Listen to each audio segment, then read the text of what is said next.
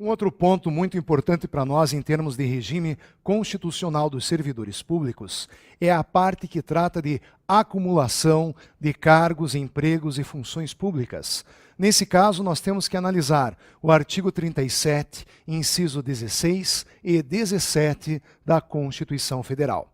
Vejam aqui comigo o seguinte: a regra é: você não pode acumular remuneradamente cargos, empregos e funções públicas, seja na administração pública direta, seja na administração pública indireta, nem mesmo em entidades controladas, direto ou indiretamente pelo Estado. A regra é: você não pode acumular remuneradamente cargos, empregos e funções públicas. Por que isso? Uma tentativa de que o servidor público se concentre apenas numa atividade pública, para que não cause prejuízo aos interesses da coletividade. Então, qual é a regra mesmo? Não pode o servidor público acumular remuneradamente cargos, empregos e funções públicas. Mas existem exceções, ressalvas condicionadas, previstas no próprio artigo 37, inciso 16. Então, a Constituição admite a acumulação, em primeiro lugar, de 2 cargos de professor. Segunda exceção, um cargo de professor com outro cargo técnico ou científico. E a terceira exceção, 2 cargos ou empregos privativos e profissionais da área de saúde, desde que tenham profissão regulamentada. Então, pode ser médico, pode ser enfermeiro, pode ser psicólogo e assim por diante nessa última hipótese. Então, a regra é que você não pode acumular remuneradamente cargos, empregos e funções públicas. Mas nós temos essas 3 ressalvas mencionadas no artigo 37, inciso 16 da Constituição Federal.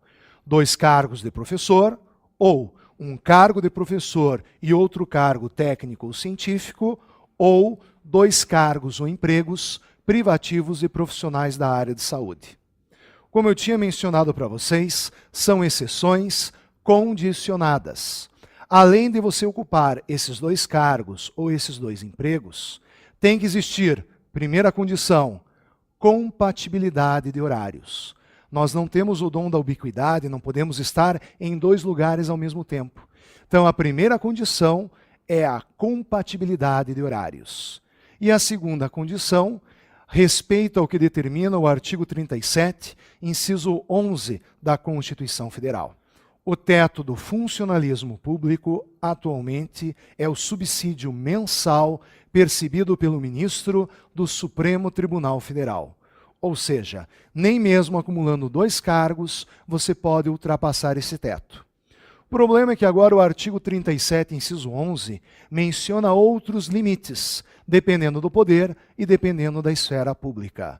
Então a redação ficou um pouco complexa deste artigo 37, inciso 11.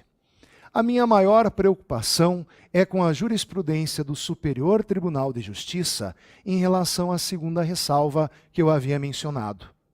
O que é um cargo técnico ou científico que justifica você acumular com um cargo de professor?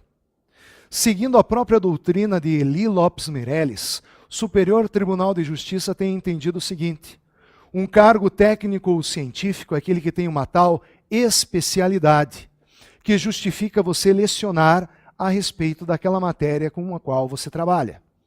Então, por exemplo, se o servidor ocupa um cargo de técnico administrativo, onde não se exige nenhuma especialidade, apenas o nível médio, ele não poderia acumular o cargo de professor numa escola pública. Um cargo de professor de matemática, por exemplo, numa escola pública, não seria possível. Agora, um caso onde nós poderíamos admitir. Imagine, nessa situação, um médico legista. Alguém trabalha no Instituto Médico Legal. Ele tem uma tal especialidade. Ele ocupa o cargo público de médico legista. É bem possível que ele possa acumular o cargo de professor numa universidade pública, inclusive na Faculdade de Direito, lecionando na disciplina de Medicina Legal. Ele tem uma tal especialidade que justifica ele ocupar o cargo de professor.